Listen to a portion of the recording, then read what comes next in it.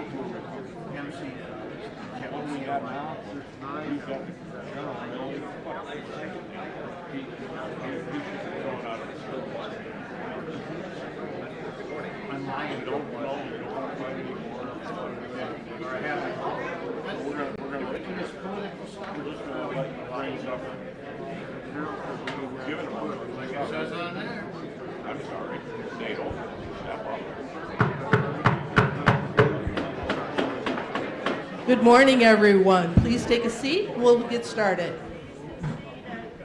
I'm Carol Brumwell. I'm your new chair of the Republican Seniors of Minnesota.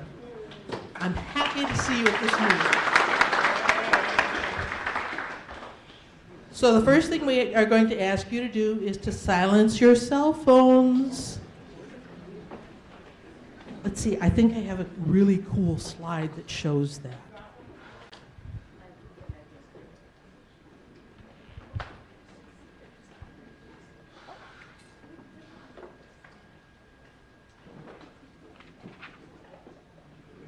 Oh well. This meeting is being recorded by volunteer Brad Nolte, assisted by Patty Pietz, using equipment that we've rented from Minnesota Star Live. Because of this, we would like you to, if you have a question or a comment, wait until a microphone is brought to you, and then your comment can be heard by everyone in the room as well as those listening to the recording later. The area closest to the beverage tables, like the 2 seats closest to the beverage table at each table, are not on camera. So if you're given the microphone and are ready to make a comment, please move a little closer to the center so that your face can be seen as well. So placing God before country, please join me in a brief opening prayer. God, our Creator, we invite you to preside over this meeting. Please bless our speakers this day. Help them to communicate clearly the wisdom they have to share. Please be with each of us. Help us to each listen politely to us as others share their points of view.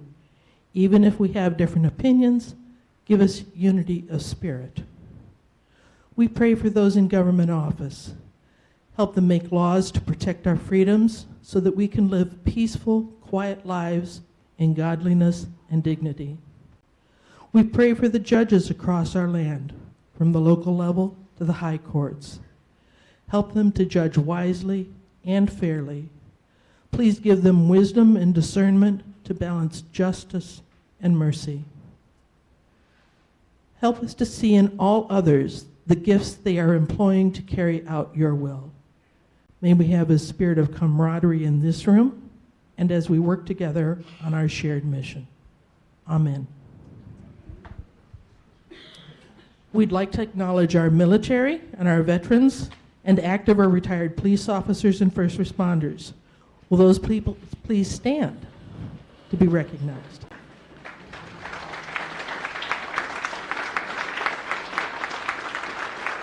Now, will you all please stand for the Pledge of Allegiance?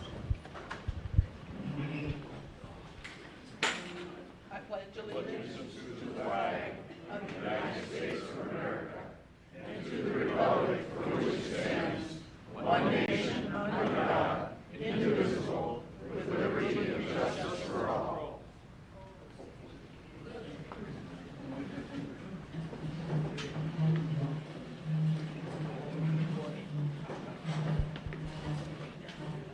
We'll start our meeting with a few housekeeping and announcements. I have 7 items to cover. I will try to speak slowly enough so you can understand me, but quickly enough that we don't waste a lot of time on them. The first item is our order of meetings. People at the registration desk tell me they've had comments. People are confused. What are we doing now? So let me walk you through. There actually is a plan. As longtime members know, this organization, which was established in the 70s, has been in many venues with many different food and beverage arrangements.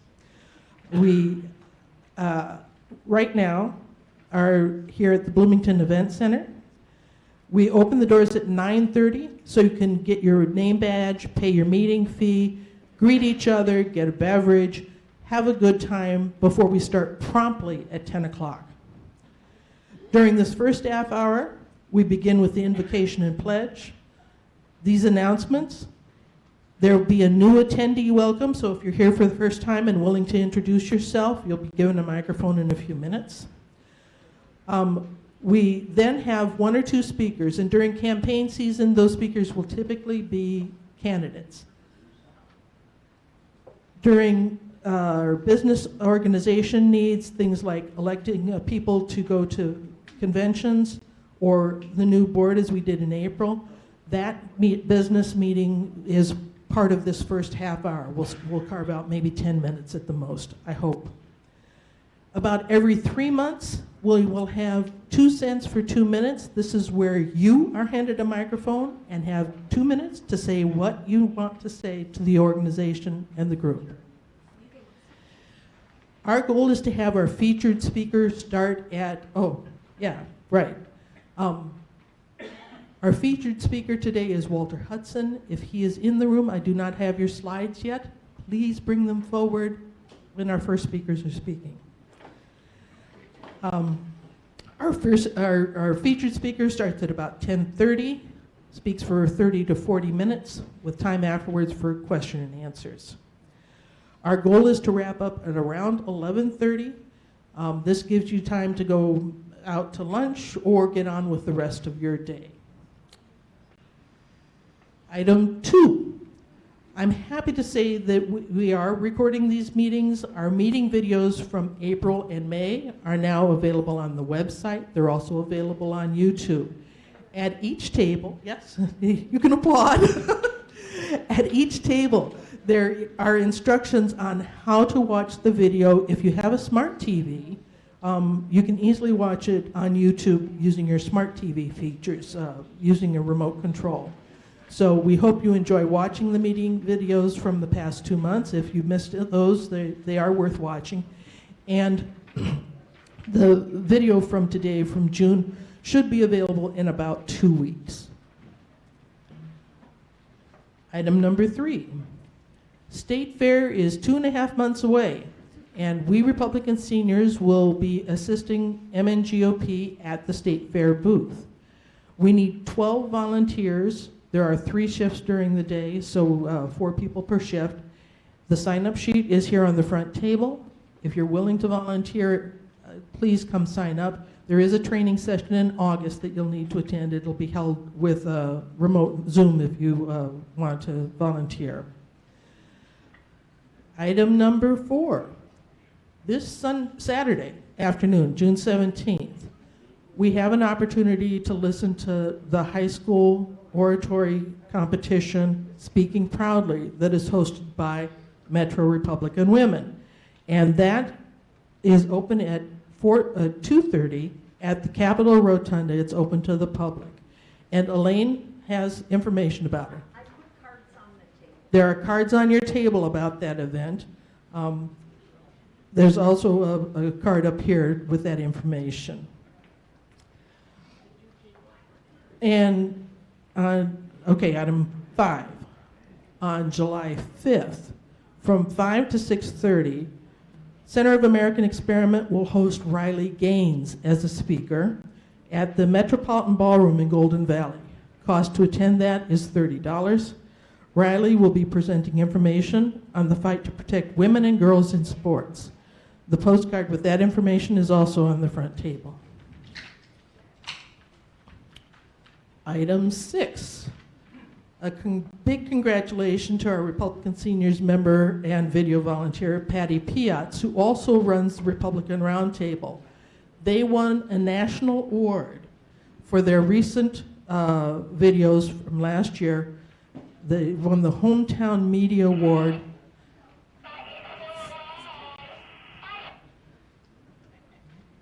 Sorry about that.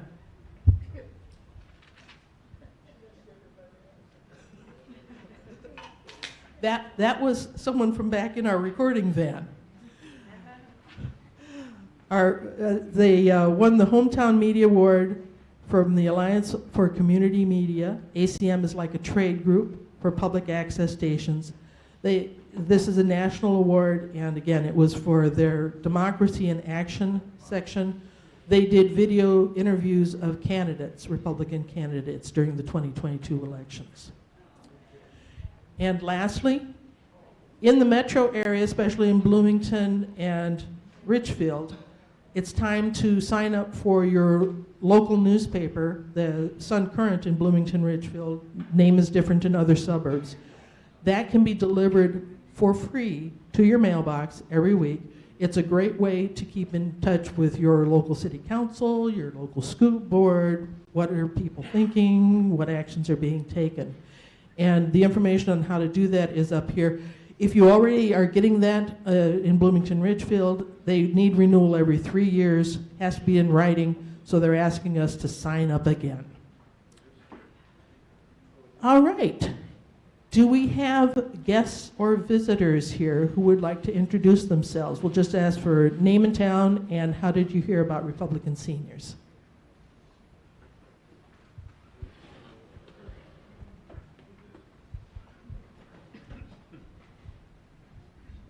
Good morning, I'm David Anderson from Eden Prairie, and Don Patton invited me here.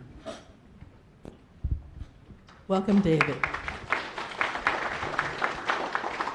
Are there others who are here for the first time? Willing to introduce yourself? No, okay.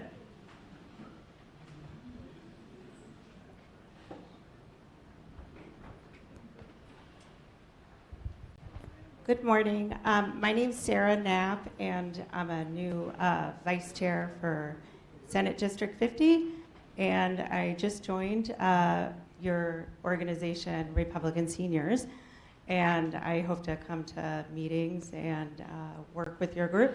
So if you have any concerns or questions, please see me, and I'm looking forward to working with all of you, and thank you for having me today. Welcome, Sarah. Are there other people here for the first time who are willing to introduce themselves? All right, seeing no others, we will move on. Our first speakers this morning are from K2 and Company Consulting. They're looking for seniors willing to share health insurance and health care stories in support of expanding options and market-driven solutions, and they'll tell you quite a bit more about that. We're looking for alternatives, not one-size-fits-all solutions. We have Priya Samsunder, who's working on behalf of Voters for Cure, Gustavo Gutierrez, who is working on behalf of Coverage at Work, and his companion, Chris, and didn't get your last name, Chris. Mulcahy, who is also working on Coverage at Work.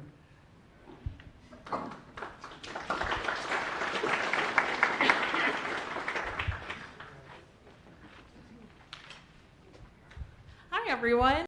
As Carol mentioned, my name is Priya Samstar. I work with K2 and Company. Some of you might remember me from back at your February meeting when I was here to talk about CMC, which was focused on Medicare Advantage. I am now here to talk to you guys about another project I'm working on called Voters for Cures. I think I'm amongst friends when I say that the government is the worst middleman in the history of history. And folks really love good prescription plans. They want to make sure that when they're going to CVS, Walgreens, Walmart, Costco, Hy-Vee, wherever you get your prescriptions, you want to make sure that your prescriptions are affordable, right? So why would the government want to step in and say that I'll be the middleman? I will artificially set prices for your prescription drug prices. That doesn't really sound like a good alternative, does it? We've seen what happens when the government is a middleman in our healthcare. And so we want to tell stories for folks who have illnesses, folks who pick up prescriptions. Voters for Cures is a grassroots organization that's focused on getting government out of the prescription drug game.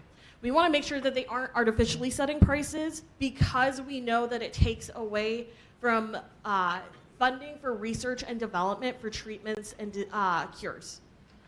But we also want to make sure that folks understand that we support having lower prescription drug prices. But there's already an option out there available. They're called pharmacy benefit managers, also known as PBMs. These guys act as the middleman between pharmacies and the insurance companies. They negotiate a lower price, which is great. But instead of passing those cost savings on to you and your families, they pocket it for themselves. And so we want to make sure that they're being held accountable and making sure that those negotiations, those discounts that are being negotiated at a 30,000-foot level are actually coming down to you and your family, so you're actually getting savings. And so I'm looking for folks who would be willing to help in any way possible. I know a few of you have already shown your support for Voters for Cures. Personally, I'm looking for 30 folks who would be willing to say in some format that they are supportive of this. It's a great way to support our Republican congressmen, like Congressman Emmer and Congressman Finstad. They've been champions for reducing prescription drug prices, but at the right way and in a way that keeps government out of the prescription drug game. But it's also a way to hold Amy Klobuchar and Tina Smith accountable because they do want the government to artificially set prices. They don't care that this would take away funding for research and the development of cures and treatments. And so if folks are willing to just be a name on a petition, if you're willing to sign your name to an LTE to talk about this issue and support your congressman, if you're willing to post a positive message on social media, please come see me in the back. I'll be there throughout the meeting and afterwards. I would love to talk to you guys more, tell you a little bit more, but I'm going to turn it over to my colleagues, Chris and Gustavo, who want to tell you a little bit about something that they're working on as well. Thank you, guys.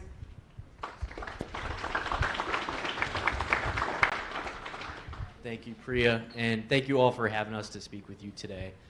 Similar in the healthcare sphere, a campaign we're working on with the America's Health Insurance Plans, AHIP, is to champion employer healthcare options. Is that better? There we go. All right.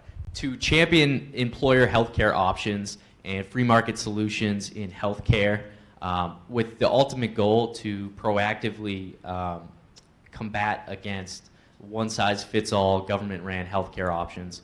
We want to preserve the market freedom for employees to have choices of whether they want employer healthcare options or other options available to them. And a way we're doing that, as Priya mentioned with hers, is raising Republicans in our congressional district up as champions. So Congressman Emmer, Congressman Finstad, and then we're making sure and we're reminding people like Senator Smith and Congresswoman Craig that voters don't want a one-size-fits-all government-ran policy when it comes to health care.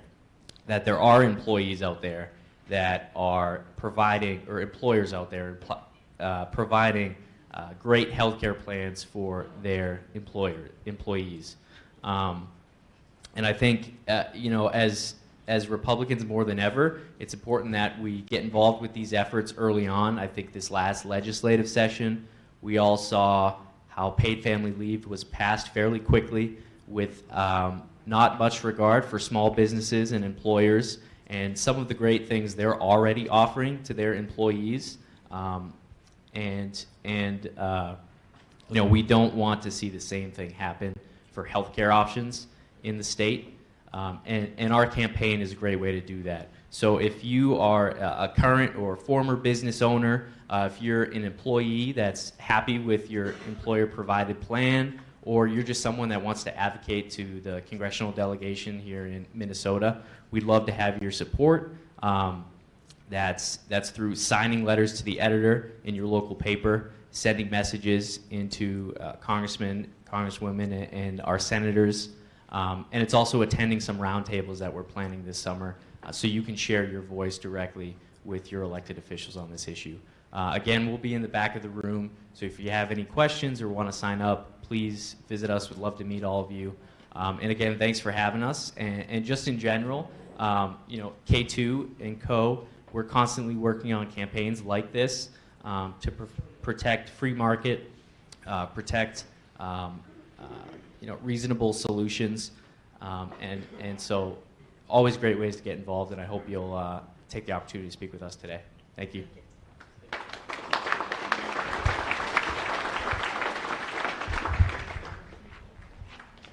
Thank you, Chris, Gustavo, and Priya. Our next speaker is Anna Mathews, joining us with an update on behalf of Congressman Tom Emmer, who represents the 6th District. Congressman Emmer is working to stop Biden's agenda and pass strong conservative legislation at the House as the House Majority Whip.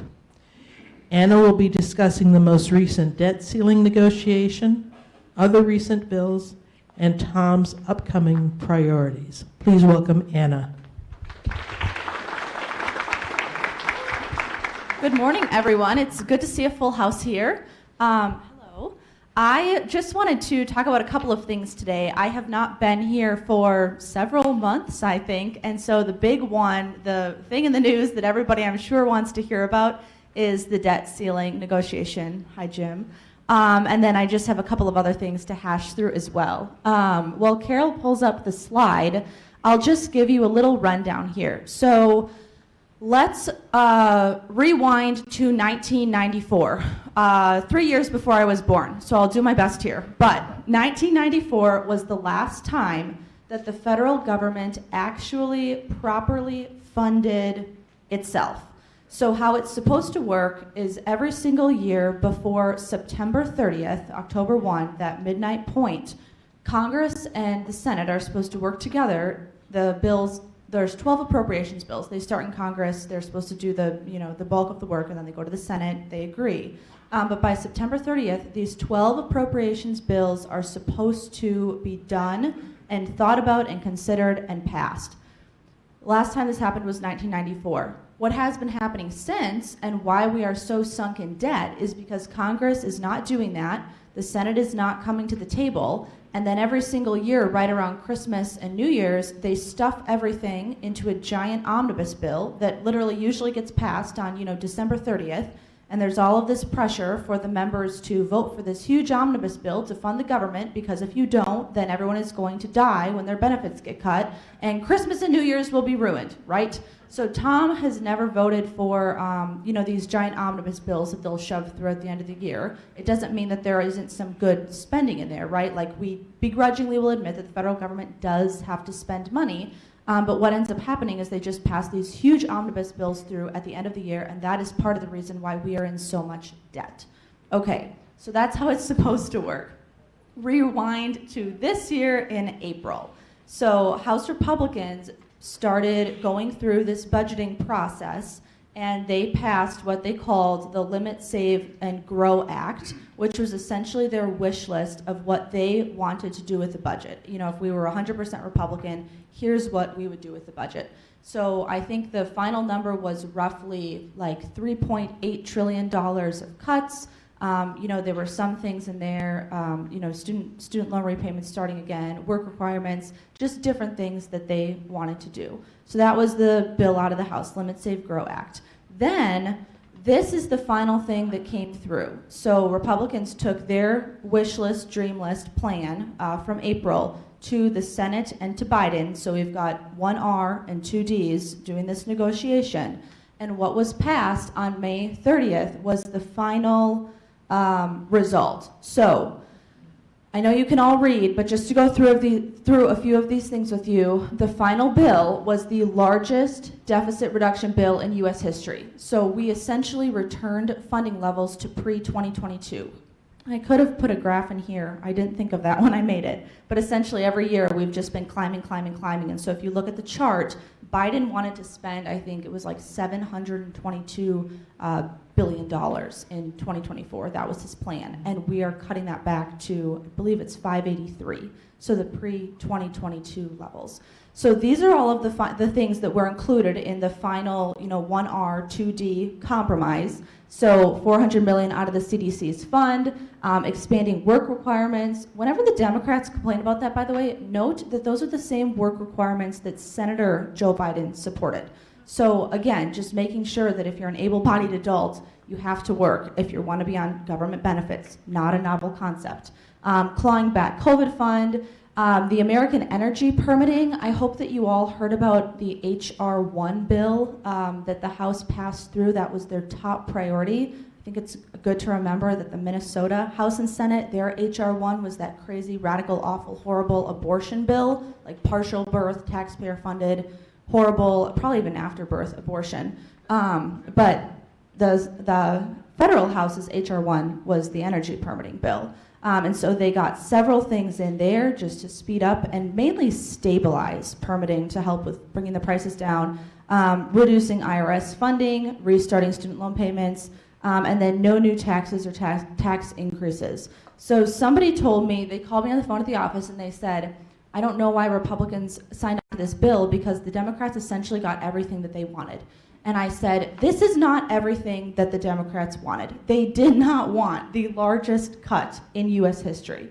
The real kicker, though, and this is the important thing why I threw us back to 1994, is this Massey Appropriations Amendment. So Thomas Massey, one of the most conservative members in the federal government, proposed this idea to the point where if Congress and the Senate cannot come to a conclusion by September 30th, on how they're going to fund the government, and if these bills are not done, what will happen is they will just start automatically cutting everything by 1% every 90 days across the board.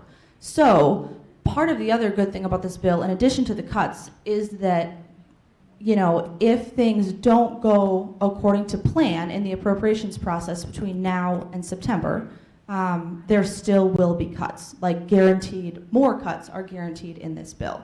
So that's really, really exciting that we're just getting back to that constitutional process of actually funding the government. Does anyone have any questions about that before I bounce on to a few other things? Sure. Yes, with a button, Trump button, yes. Yeah. All right, so the 1% cut, yes. That happens every 90 days? Every 90 days if they don't figure out the funding. So if it's September 30th and they don't figure it out, 1% cut. If it goes another 90 days, it's another cut. Okay, and what departments are being cut? Literally everything. It's 1% across the board. All departments? The entire federal government, yep.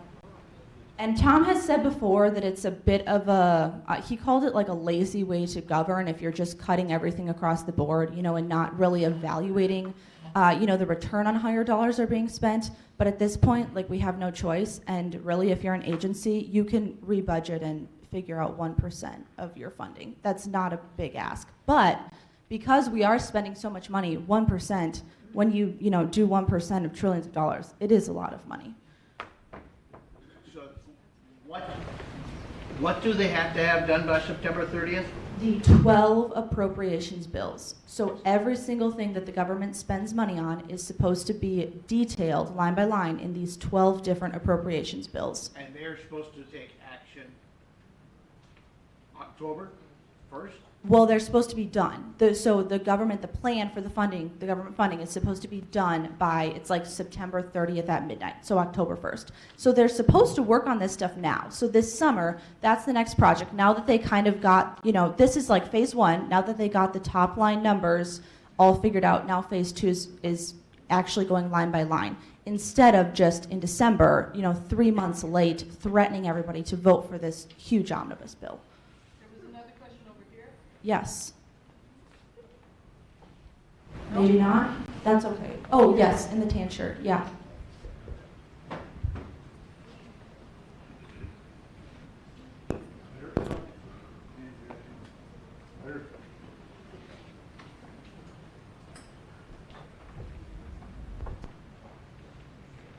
Anyway, I heard something to the effect that even though this was passed for the debt ceiling, that Biden threatened that he'd take executive action to follow through with his student loan forgiveness thing. Can he do that? No. So, he can do whatever he wants, right? But according to this plan, this was the negotiated deal. So this is what they came to the table with, and the Democrats said, we're willing to make these cuts, and we're willing to start student loan repayments. So they're scheduled to start. If Biden wanted to, theoretically, if they wanted to essentially ruin the deal and try to walk that back, it would be a mess, and then we'd probably be guaranteed 1% cuts on September 30th, which, again, is not the worst thing in the world that the federal government just gets that nice slash across the top. But no, this is the final, what they agreed to. So they should not be walking this back. Yeah. $29 billion in COVID funds. Yes. That's money that was already allotted. Correct. And it was going to go to what departments? Literally, there were so many departments that it was going to. Like every single department practically got COVID funding. And so this was... Where is it going to? Is it going into the general fund? Is it going into pay down the debt?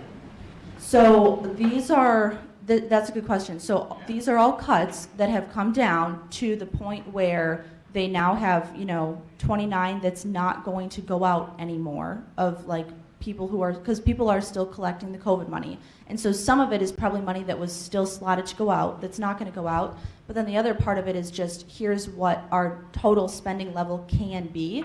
And that has not been figured out yet. That's what they're going to hash out in appropriations. So whatever chunk of that $29 billion is, coming back, or if it's not going out, we don't 100% know yet. It's going to be in those appropriations bills. But the number is capped.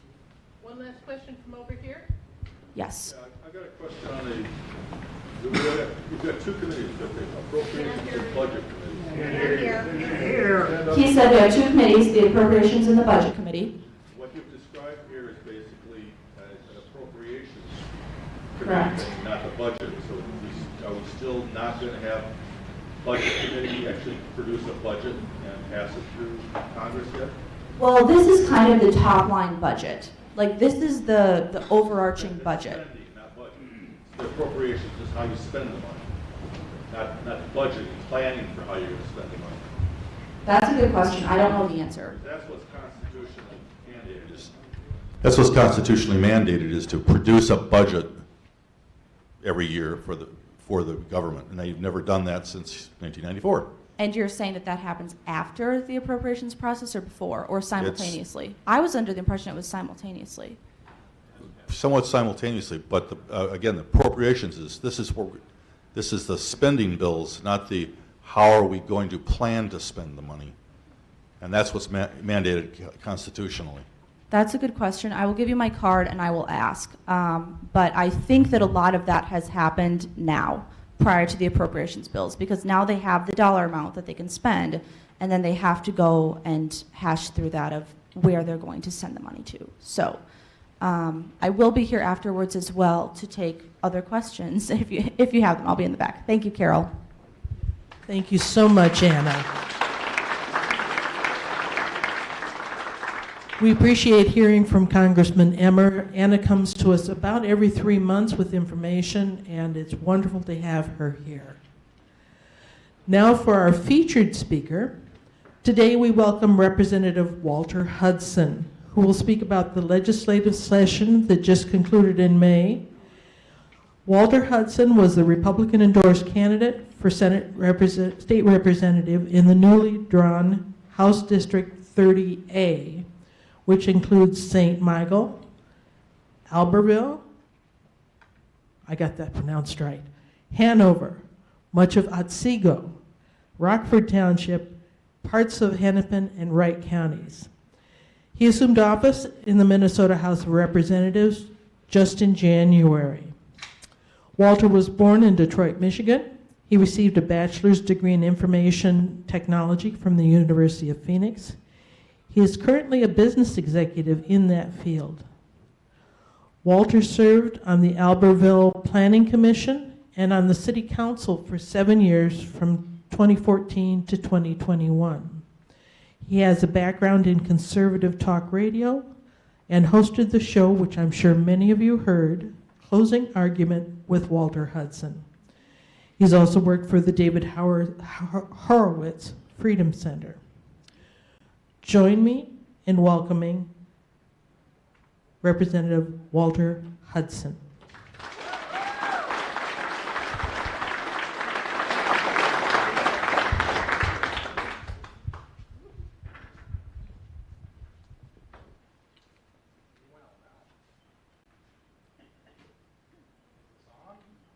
Now, there we go. Let's get it where it'll actually do some good here.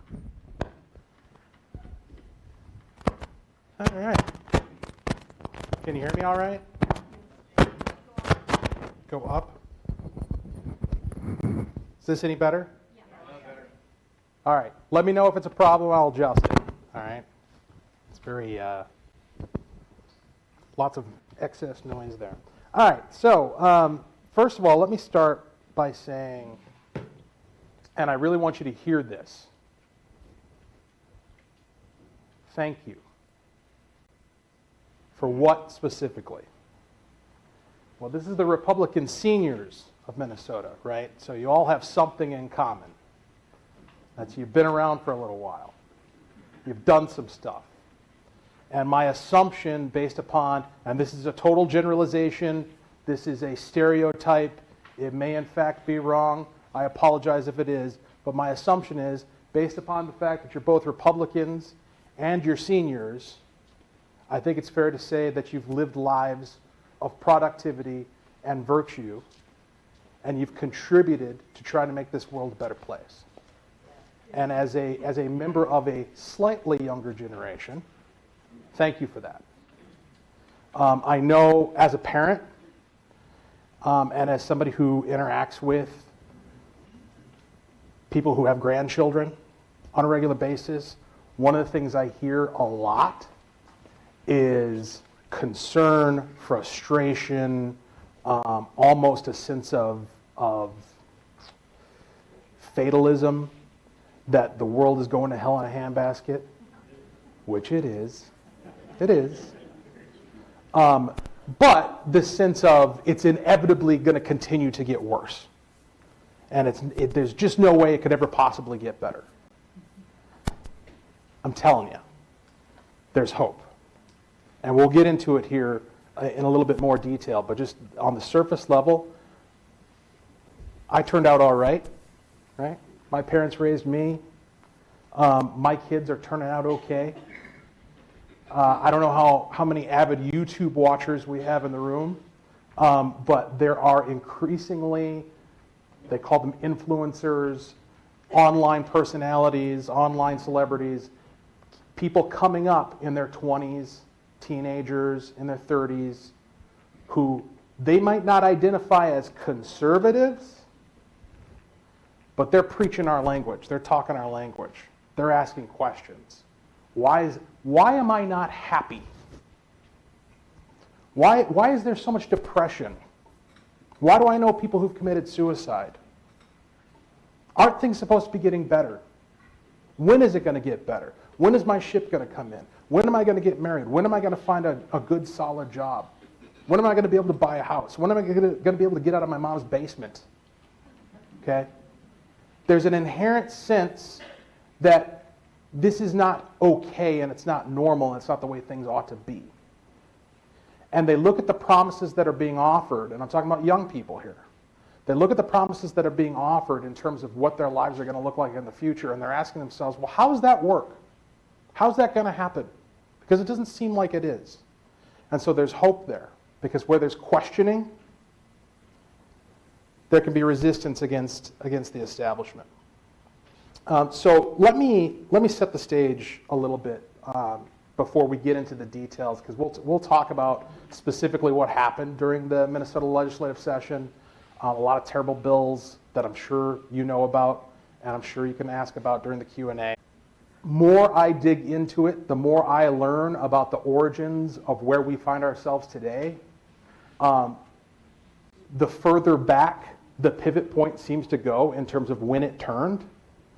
It was a gradual process, but regardless of those details of whenever the turning point was, we are now well past a point where our institutions have committed to an un-American direction. Now, what do I mean by that? Because un-American is kind of like hope and change, right? You can apply whatever meaning you want to it.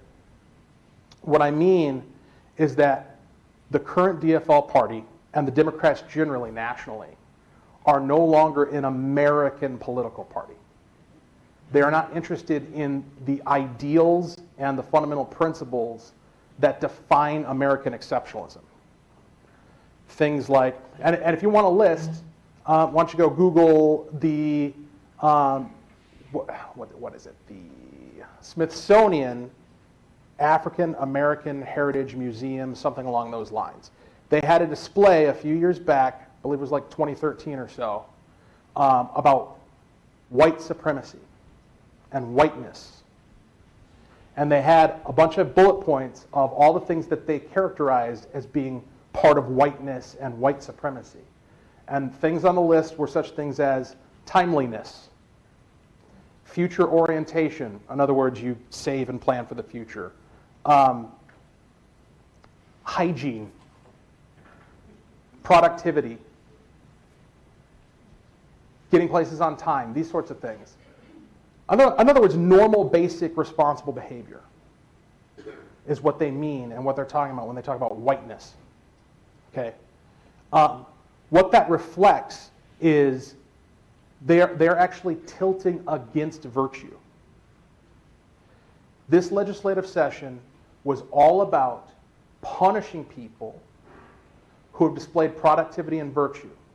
That's why I start off by thanking you for doing that, because you're being punished for it now. We had this argument on the House floor when we talked about the Social Security tax repeal that was promised by virtually everyone who ran for office last year and wasn't delivered at all this session. During the many conversations that we had about that, what they said was, well, they said a few things. Tax Chair Aisha Gomez said that basically you don't need your money. I mean, she literally said that. You don't need it. If you are being taxed on your Social Security, that is an indication in and of itself that you are rich, you are wealthy, and you don't need help. And there are all sorts of other people who do need help. And your money is better used serving them than it is serving your interests. Now, the fact that the tiny little distinction that you earned it, that doesn't matter. And that's what I mean by punishing you for productivity and virtue. The acquisition of wealth requires, in a free society, if you're not engaged in slavery, if you're not stealing, if you're not a criminal, then the only way to acquire is through production. Virtuous production. You have to go out and work. You have to go out and not just work aimlessly, not dig a ditch and then fill it back in, but engage in work that produces value for other people that they are willing to trade for you in earnest. And that's what you've done. That's what having something at the end of your life reflects. But not to the Democrats. They want to take it away. Because other people who have not done that have needs. And need is the new currency. If you need, to need in and of itself has become a virtue. You're virtuous through their eyes to the extent that you need, to the extent that you're victimized, to the extent that you're marginalized, to the extent that you're diverse. That's how you gain virtue. Not through doing, through being, through existing as a constituency, a political constituency for the Democrats. And so when I say that they're an un-American party at this point, it's because the conscientious decision has been made to punish the productivity and virtue that made this country possible, and to actually incentivize and promote a lack of virtue. One small example that comes to mind as I think about this, they passed a law, it was House File 1234. It changed in retroactively the way duty disability works for peace officers. And so the net effect of it is that folks who took early retirement because they're disabled from the police force and were told, this is the deal, this is how much money we're going to be able to provide you, and then you can go out and you can work and you can make a certain amount more. They lowered the threshold that people can go out and make before they have to pay that money back. And the incentive there is to work less. That's the incentive. And so mere days coming back home from the legislative session, I'm hearing all sorts of anecdotes. They also passed unemployment insurance for people who can expect to not be working during the summer because they work for a school district. And school isn't in session during the summer, right? So this isn't a surprise. It's not like, oh, what, they shut the school down again for the summer? Amazing, right? Like, you know that's going to happen. But folks, we need to have unemployment insurance to cover this entirely predictable situation. And so as a result of that, you're hearing anecdotes of people rejecting work. One guy sent an email message to one of our representatives saying that he had been offered a job, or that a friend of his who works for the school district had been offered a job and turned it down because they found out that they can now go claim unemployment. All right? So the point here is that they literally incentivized working less. Now, why is that a problem? Well, aside from disincentivizing the productivity and virtue of work, it also turns out that all of these rainbow and sunshine feel-good programs and projects that they're investing your money in, the $17.5 billion surplus that they spent every thin dime of, the $10 billion worth of taxes that they jacked up over the course of this session, all of that comes from somewhere.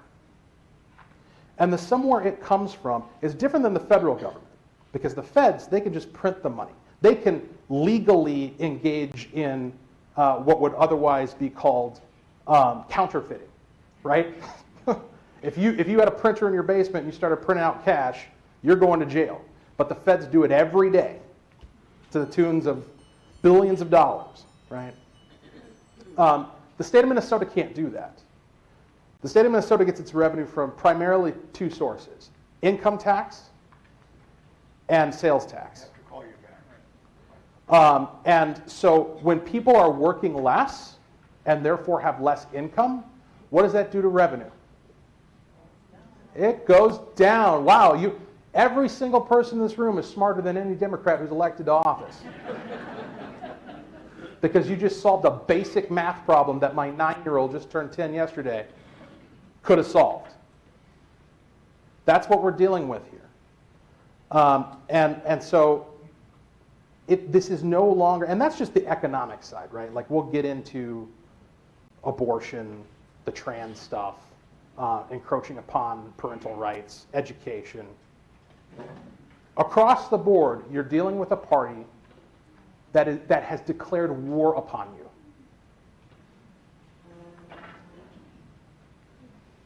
The goal of modern Democrats is to conquer you. What do I mean by that? Conquer. You think about what's entailed in conquering a people. You're physically displacing them. Get out. Go somewhere else. You're encroaching upon their livelihood, whether it's preventing them from being able to produce or taking that which they have produced, right? You're making them dependent upon you. You're enslaving them. These are all ways in which an invading force would conquer a territory or a people. And to a point, you go down the list of things that they aim to do and are actively doing, and they all fit into one of those categories. Encroaching upon your ability to produce, encroaching upon your property, seizing it for their own purposes, redistributing it to folks who they say need it when you don't, keeping you from being able to live your life according to your own values, and in some cases, physically displacing you from spaces, right? I mean, what is it to say that an institution or a community or a state or a nation is too white? What's the implication there? Well, we should have less white people. Well, how exactly are you going to go about doing that? When has that type of talk, that thought, ever gone to a positive, moral, righteous place? And so the reason why I'm dwelling so long on this point is because it should set the stage in our heads to recognize that this is no longer politics as usual. This is no longer the Norman Rockwell painting of a guy standing up at a town hall meeting and speaking his mind to a room full of interested citizens who are engaged in good faith. This is war. It's war. And it has been war for a very long time. There are some people who recognize it a lot earlier than others. Andrew Breitbart was one of them. Donald Trump was one of them. But now we've finally gotten to the point where, broadly speaking, Republicans understand, and it's starting to get outside of our circles, that there is a war ongoing against our way of life and against our very selves. A couple of first-term observations. This is my first term in the legislature that I want to share with you guys because from my former role as an activist and a political commentator, I would have liked to have known these things. Number one, there is no establishment. There isn't. When I got elected, I expected and kept waiting for people to knock on my door and tell me, all right, son, here's how it works. To give me the lowdown of what was expected of me from the higher-ups in the Republican establishment. Never happened. I got sworn in, and I'm at the Capitol. I'm doing legislative work, and day after day I'm thinking, it's got to be coming any day now. Like any day now, there's going to be a party chair or a legislative leader, a caucus leader, or somebody who's going to walk in here and tell me, stop tweeting. You know, we don't like what you're saying. We think you should be doing this. We think you should be doing that. Never happened. What I discovered, much to my shock and amazement, is that what we perceive, what we as activists, myself former, I suppose I have to count now because I've taken on a different role, but what we think of as an establishment, a top-down establishment, is actually just a kind of like an institutional inertia, where, and you've probably seen things like this in organizations that you've been involved with or your workplace, where nobody wants to be the first person to step forward and do something, right? Nobody wants to be the first person to take a risk. And people like to do things, people like to walk on well-worn paths.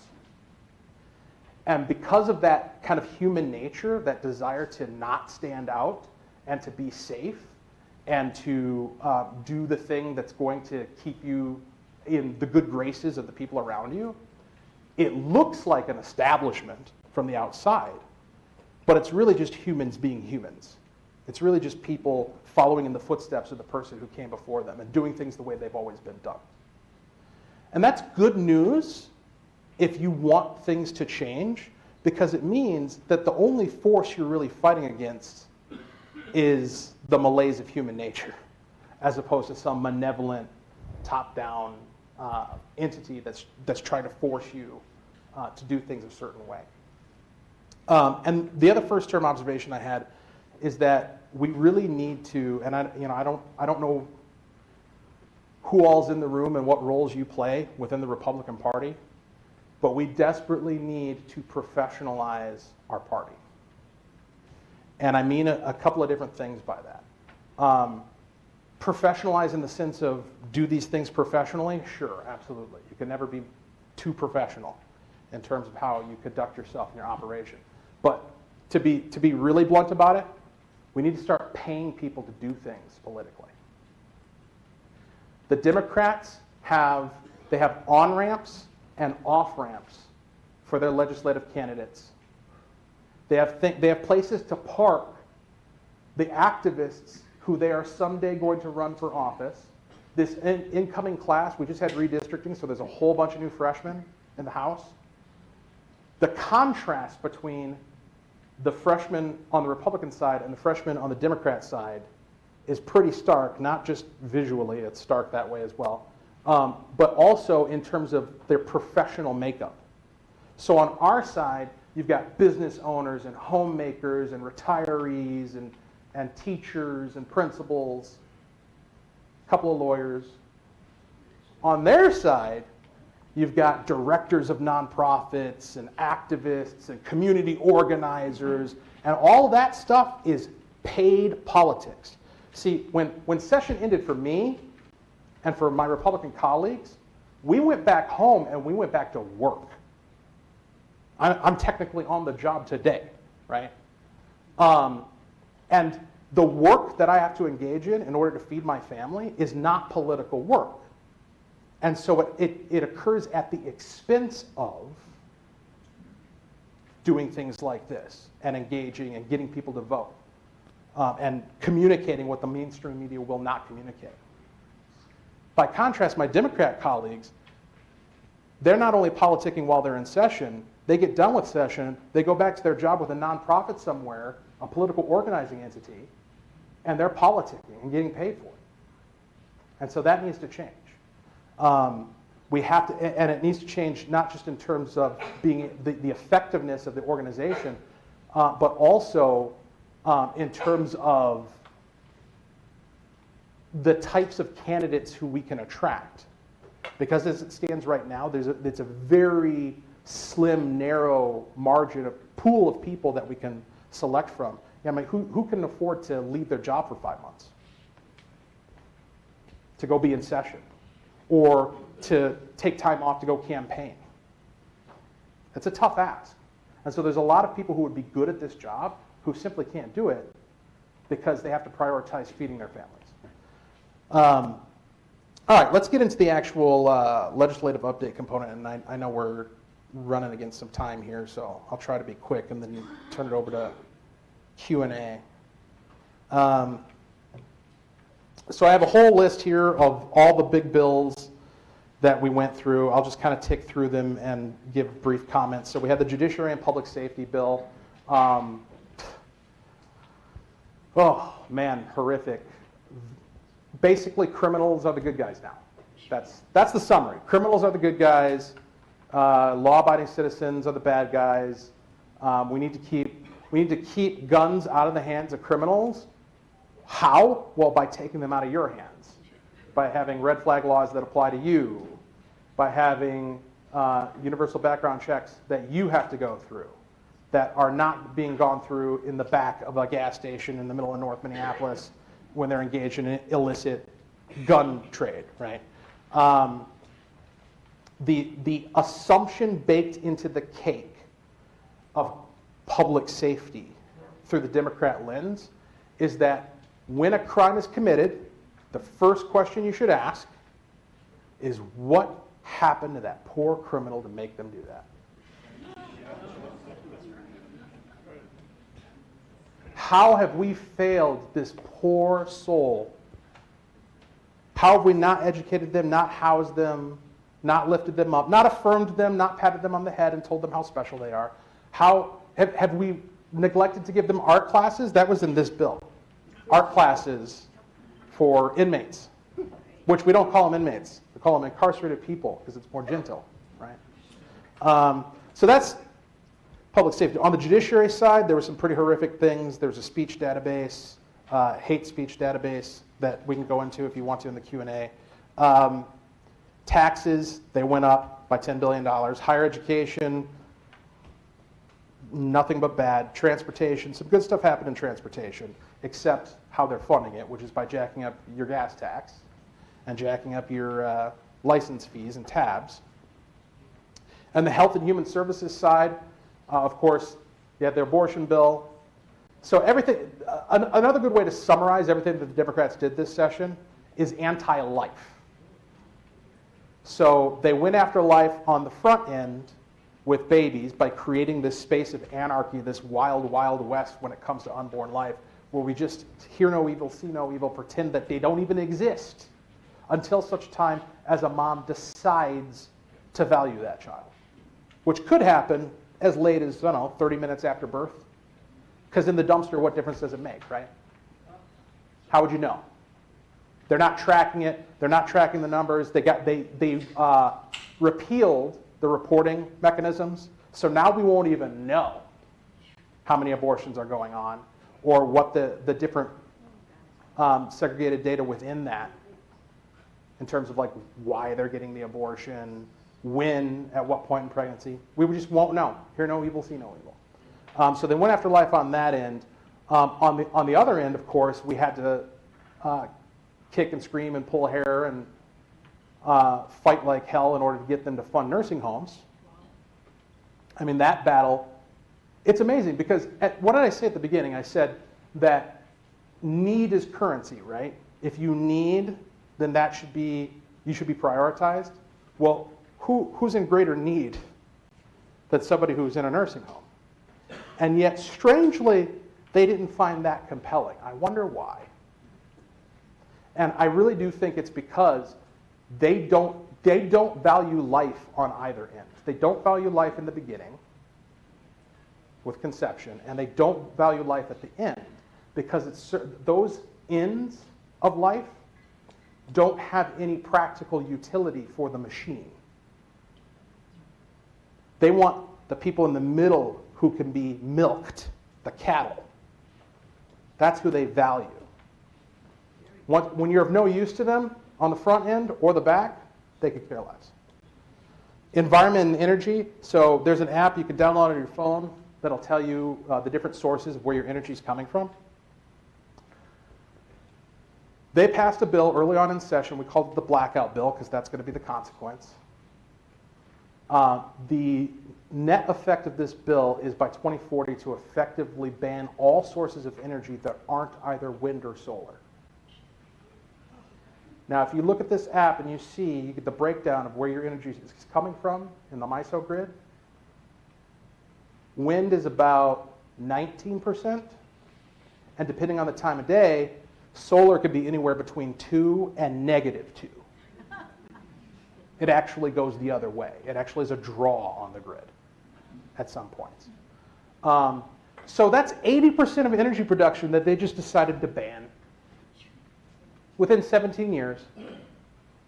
Now, this is physically impossible, of course, right? Like, we're not going to actually be able to do that.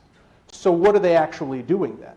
Well, they're creating a new grift where everybody's going to have to pay more taxes and engage in this marketplace of carbon offsets in order to pay penance for the sin of turning on a light or putting gas in your tank.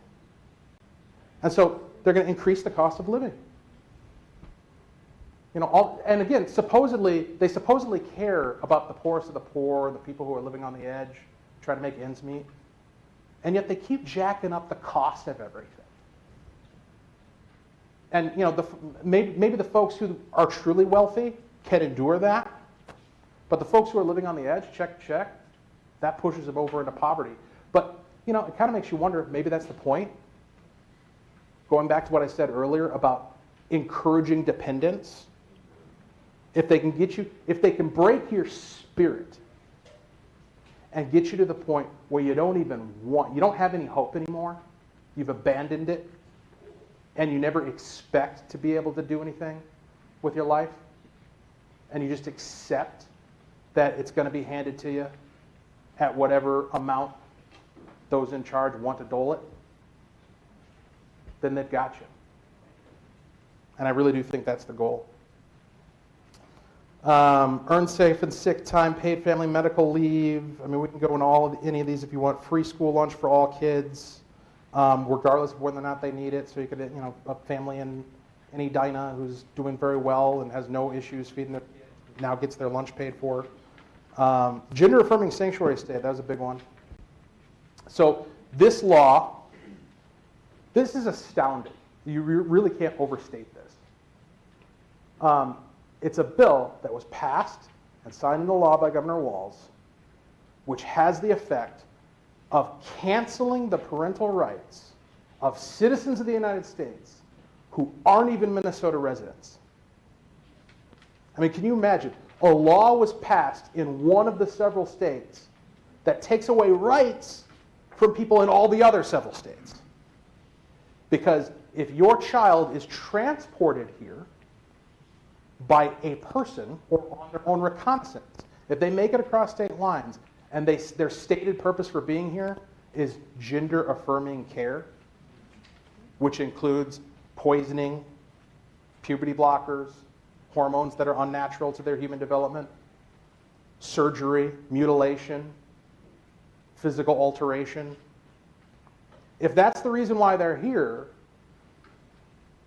you don't have any custodial control over them as a parent from another state. Our law here is actually less aggressive, and you can bet they'll probably try to, because if there's one thing Democrats in Minnesota hate, it's being outdone on crazy by any other state. Okay. In Washington, and I believe California, but definitely Washington, they passed a law where even in the state, if your kid runs away from home, goes to a shelter, and says, I'm looking for gender-affirming care, they don't even notify the parent that the kid is physically there or that the kid is safe. So you could have a kid who runs away from home, you report them missing to the police, and legally the shelter cannot notify you that your child is safe and found. So you go about in panic day after day. Where's my kid? Where's my kid? Where's my kid? Well, they're being groomed by a pervert and being guided towards mutilation and poisoning. Under the law. That's where we're at. This is why I say it's a war, okay? I'm not kidding. They've declared war. So, at this point, I think we can move over to Q&A. I'll just say this before we go to that. All these things we talk about, am I going in and out here? A little bit.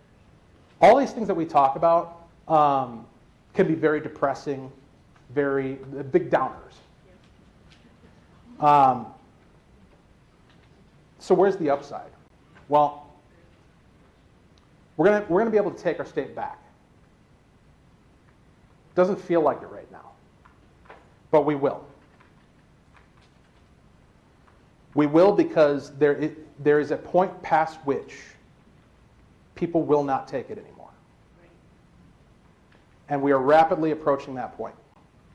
They start coming after your kids. How many horror stories, like the one I just described, do you think it's going to take before there's a massive movement of pushback against this new establishment? And we're also going to change how we engage with elections. Because with all due respect to the former president, This narrative that we've been trapped in for the past few years of the election fraud is just so overwhelming, there's no way we could possibly overcome it, has become a self-fulfilling prophecy. And I saw it as a candidate and heard it from many others. I'm sure you have too. Maybe you've said it. People saying, well, there's no point in me even voting. It doesn't count anyway. It's not going to matter.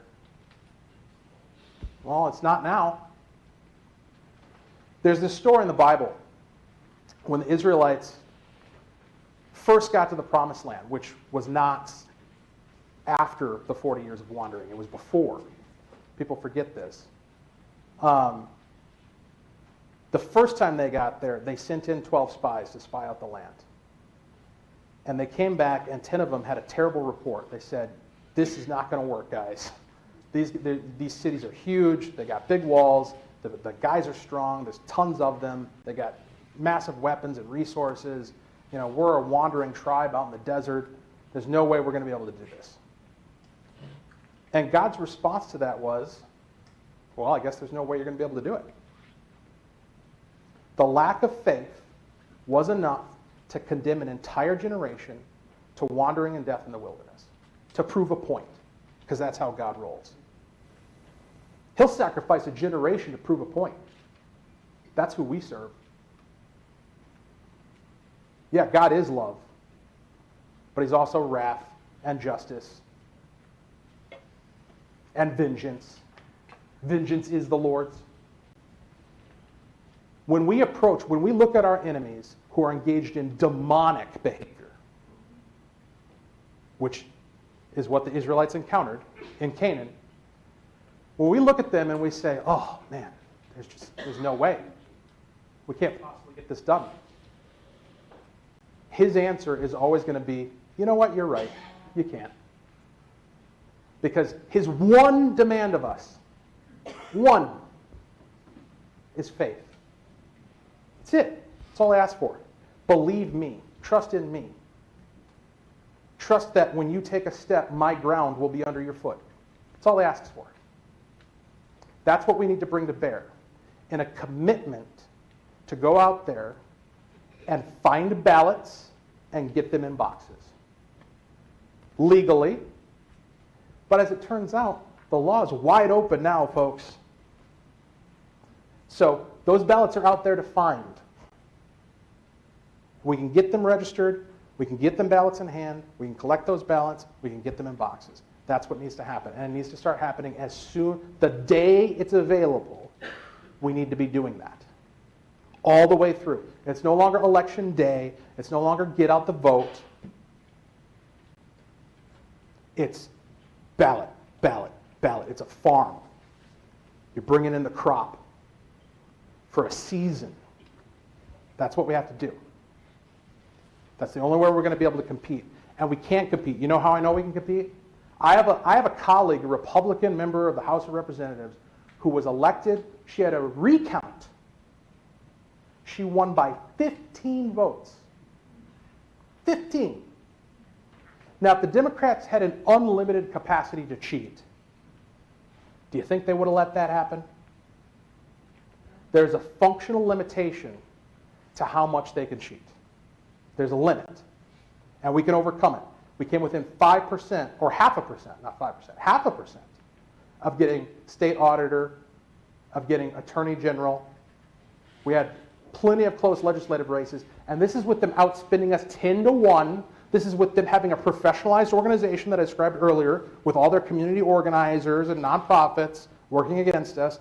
They have to, when you're going downstream, all you got to do is coast. When you're pedaling upstream, it's a lot of work. And these guys are pedaling upstream. They're working against reality. They're working against nature. They're working against God. They're working against common sense. So they got to work really, really, really hard to barely win. So this idea of we can't do it as good as they can, we don't have to. We don't have to, and we never will have to, because we're on the side of righteousness. We're on the side of good. We have God on our side. We can't lose if we have faith and if we act in faith. So that's where I'll leave it.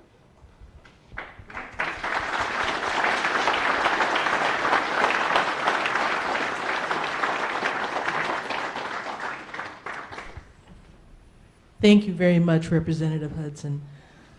Question and answer, we've got a couple hands here, we've got one here, and we'll continue on until your questions are answered. Thank you.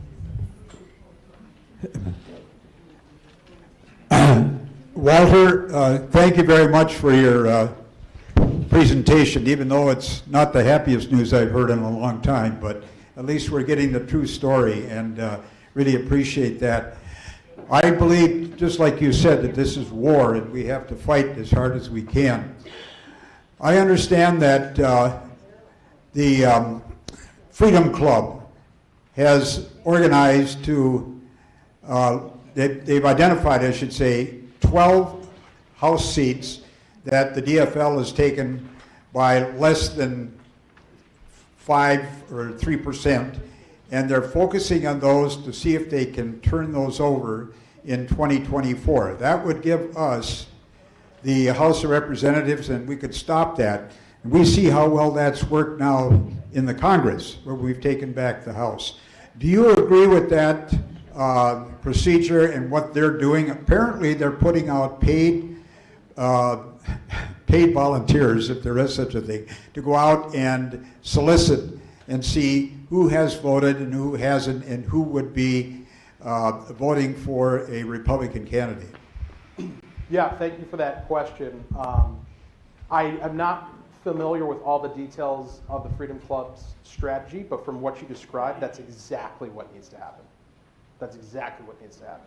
Strategic focus on areas where we can win, with investment of money and people, and BPOUs can help with that in other parts of the state, and that's something that I'm encouraged to hear is being discussed from BPOUs like mine. I'm out in Wright County. You know, we're 65-35. We're going to win. I'm not sweating my next race. So rather than just coast and relax and not worry because I'm good, I and those in my area need to be coming to districts like the ones they've identified and wearing out some shoe leather, making things happen there.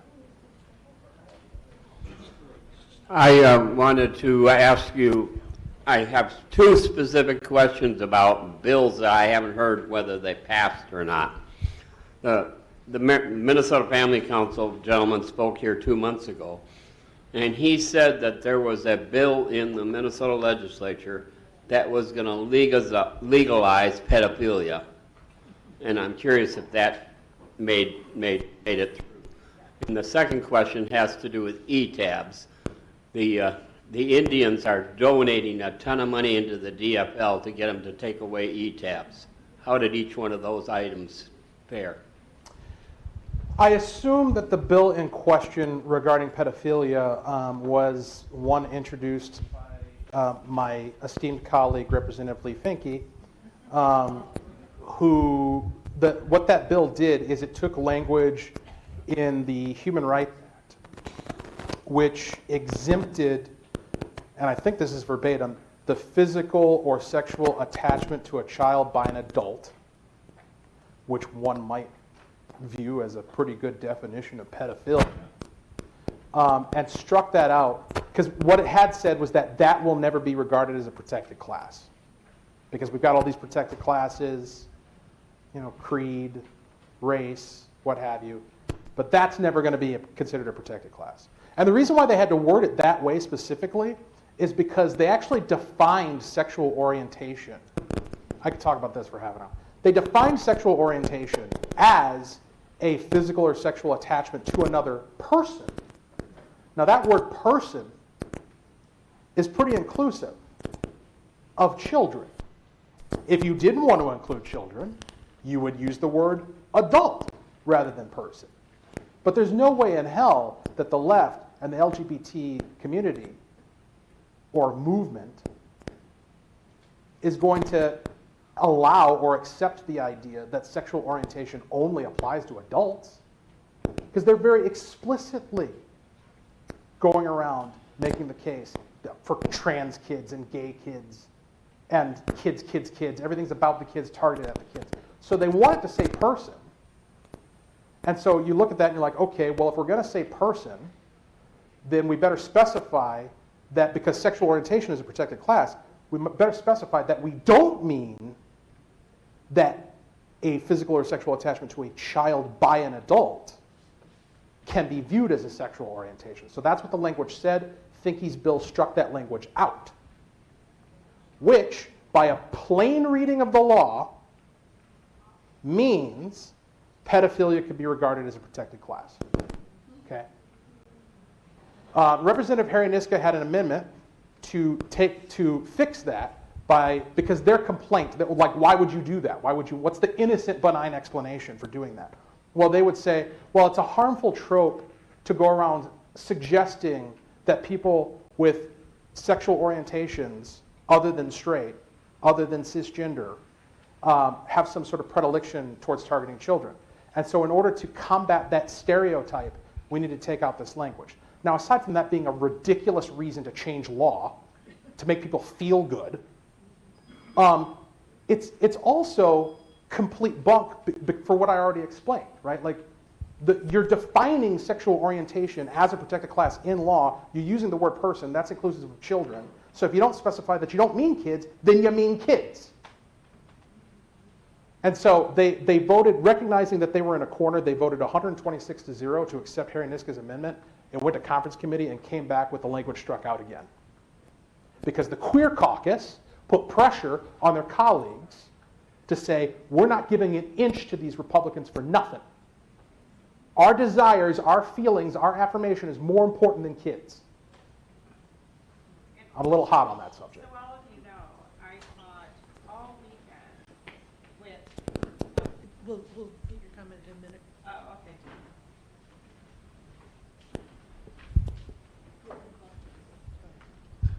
okay. Walter, question for you. We're now facing 2 sales taxes coming up.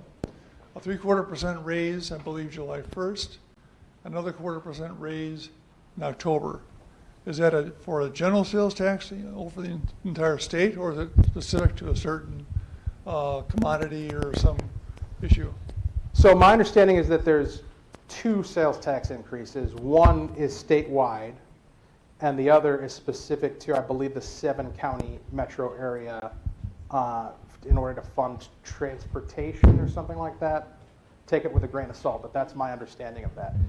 And the previous questioner also had a second question. E-pull tabs, thank you. Okay, so yes, the e-pull tabs were decimated. There was a feature on e-pull tabs called the pull all or something like that, where you could tap one button and it would reveal all your tabs. That's the feature in question that the tribes wanted to get rid of. They successfully did. As a result, my understanding is that all of the currently used apps need to be redesigned from the ground up to remove that feature.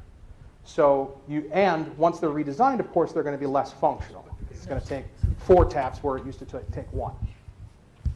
And throughout the testimony on this, the Democrats mocked Minnesota and Minnesotans at large of, oh, it's going to be such a big deal to tap it 3 times, like with that tone.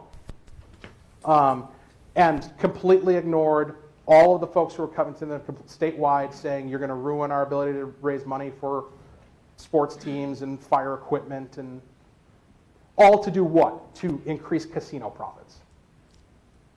So there you go. I just wanted to comment on something you said earlier, and that people at large are starting to notice what's going on. And I think everyone has to keep that in mind. Yes, but the other point, I think, is that Republicans need to stop being the party of silence. That you really, every single one has to speak up. Okay, my sister and I, we have a brother who wears a D on his forehead forever. And we've always, especially these last few years, these little nuggets of truth we've pointed it out. And so he usually had a quick little response, but we kept it up.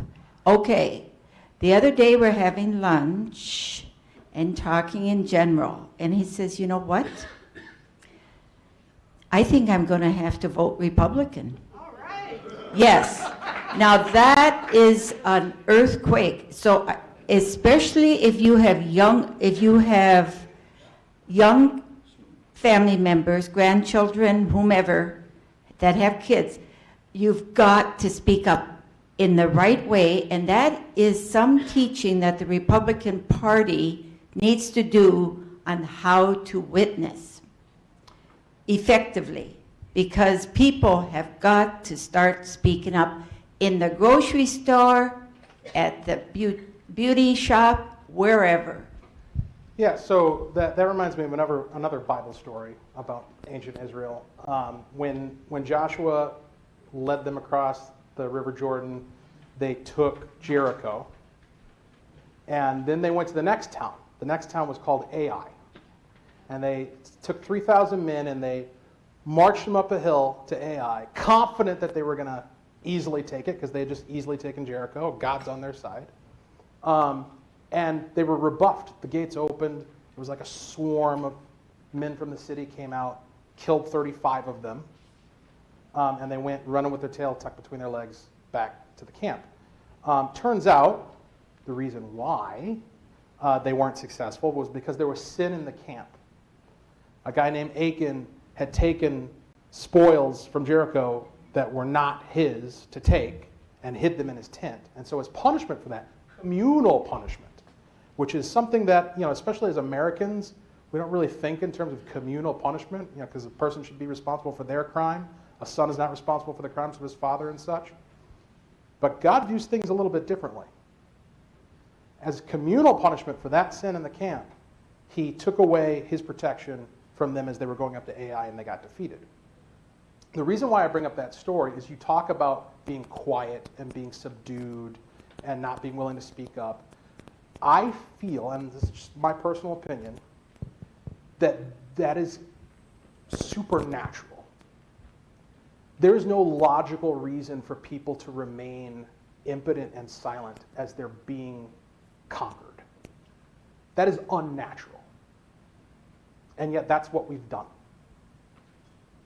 We've allowed ourselves to be rolled over, to be blitzkrieged with little to no response.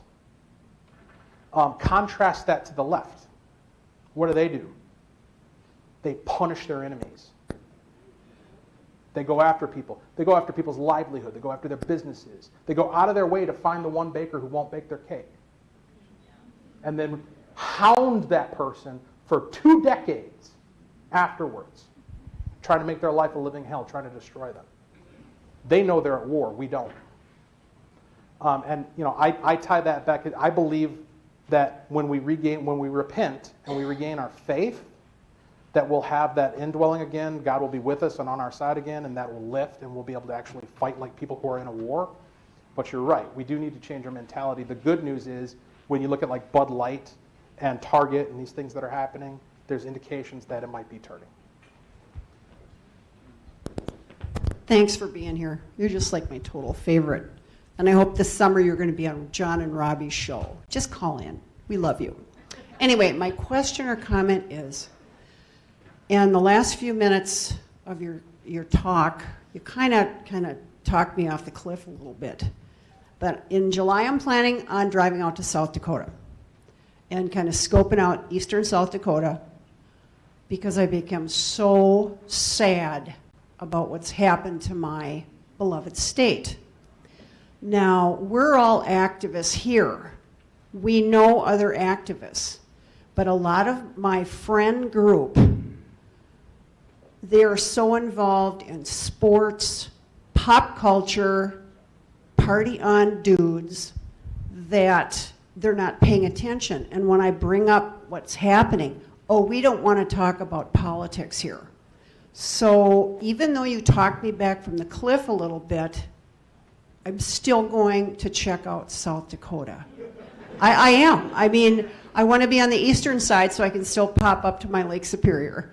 But I don't have a lot of hope. God is my hope, my eternal home. He is my hope. But right now, I think I'm out of here. Talk me farther back from the cliff, Walter. Well, thank you. Look, I'll say this. There's a gal in my BPOU. She's our events coordinator. And when she was at convention making her pitch to be elected to the job, she told her own story about how she had been looking to move out of the state. And now here she is wanting to get involved with the BPOU. How did that happen? Well, she prayerfully submitted the idea of going. And the way she worded it, which is kind of like how we do with God a lot of times, the way she worded it in her prayer was, which state should I go to?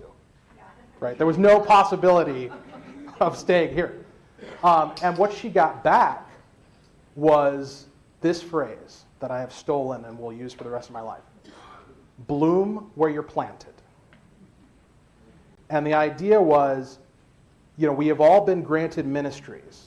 My church is from the Christian Missionary Alliance denomination, and so missionary is a big focus. And you hear a lot about missionaries and missions, and we always mean like going to Peru or something, right? Like that's the mission. We all have missions. We all have ministries, and they include such things as our family, right? Our job, our day-to-day lives. And I'm not saying that your ministry is here. It might be in South Dakota. But I would encourage you to consider it prayerfully and see where you're being guided, number one. Number two, if you think you're escaping by going to Florida or going to South Dakota or going to North Dakota, they're coming for you. Okay?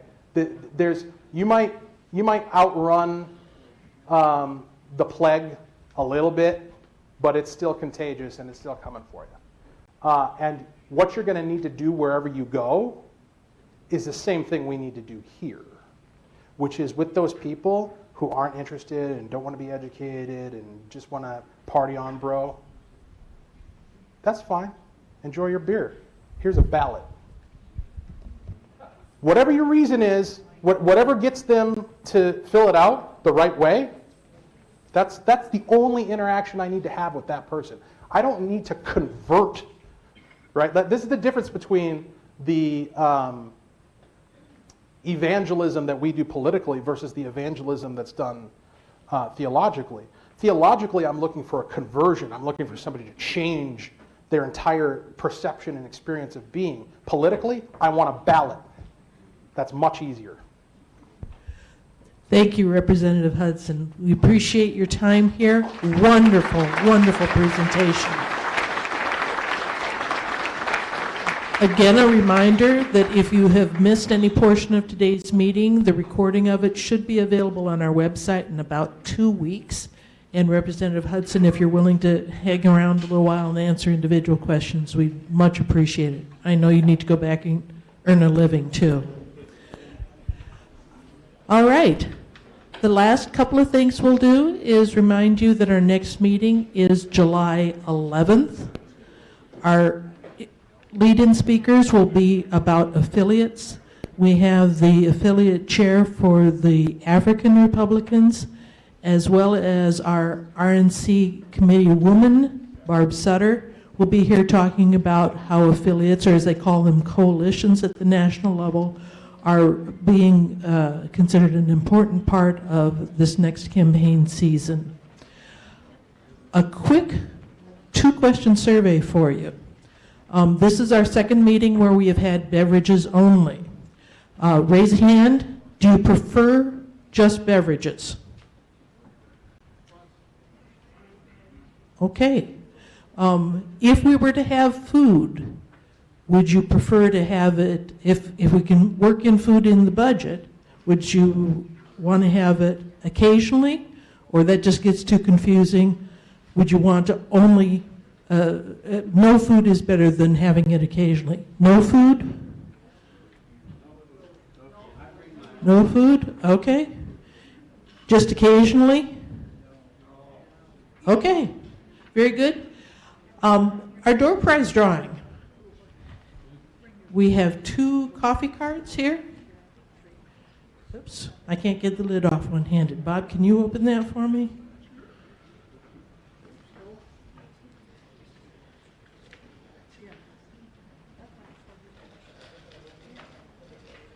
Barb, would you draw one?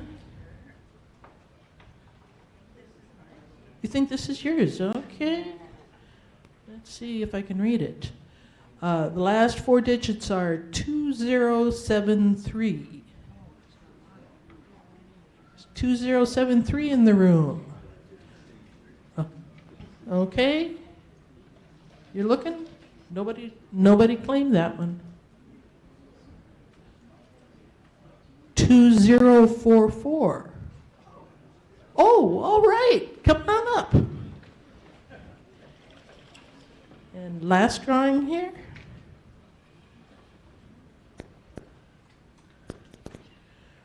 $1973, an excellent year. 1973, are you here? Right here. All right. Thank you very much. We'll see you in July.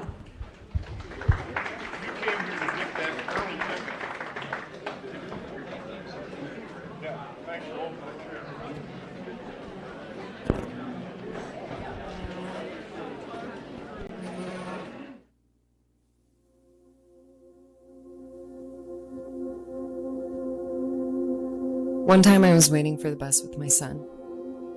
I remember it was so hot outside and he hadn't had a nap. It seemed like the bus was never going to come. And then this old man walked up. The hat he was wearing stood out to me. I remember that. My son was not giving in, but it didn't seem to bother the man. He looked over at me and said, "Looks like you got a real precious one there." I thanked him and looked down the street, hoping to see the bus coming. Honestly, I was probably just embarrassed by the way my son was acting, but before I knew it, he was off on his way.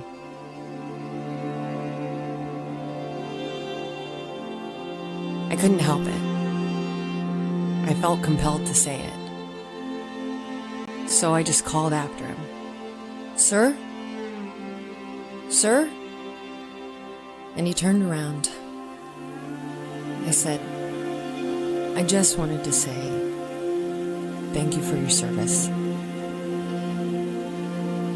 And I'll never forget this moment. He smiled real wide at me like he'd known me my whole life, gently tipped his hat and said, "You're very welcome. You were worth it."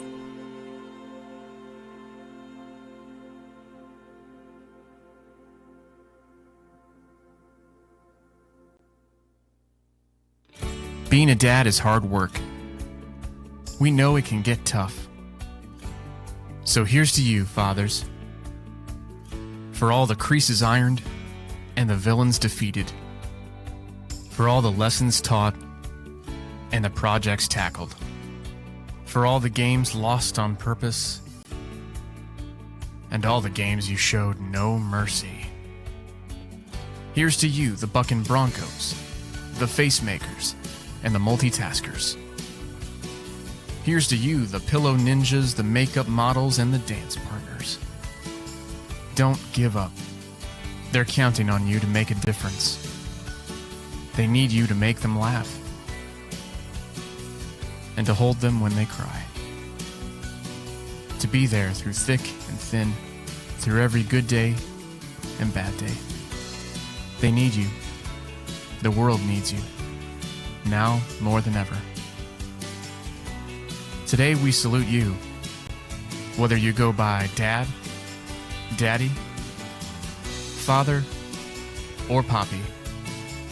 Thank you for all you do.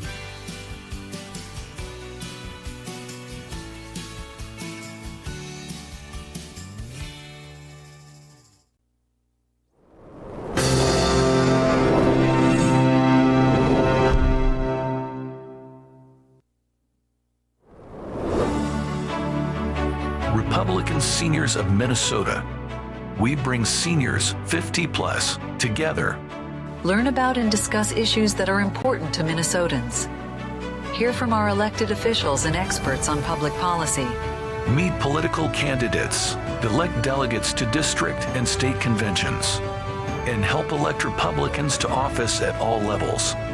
We believe in and advocate for the principles of personal responsibility, economic prosperity, peace through strong national defense, and limited, sensible government. Republican Seniors of Minnesota, thanks for joining us.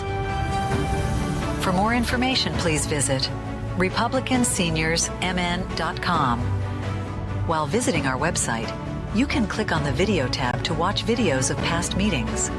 Also, look for other tabs that bring you to our live player and other special video programs.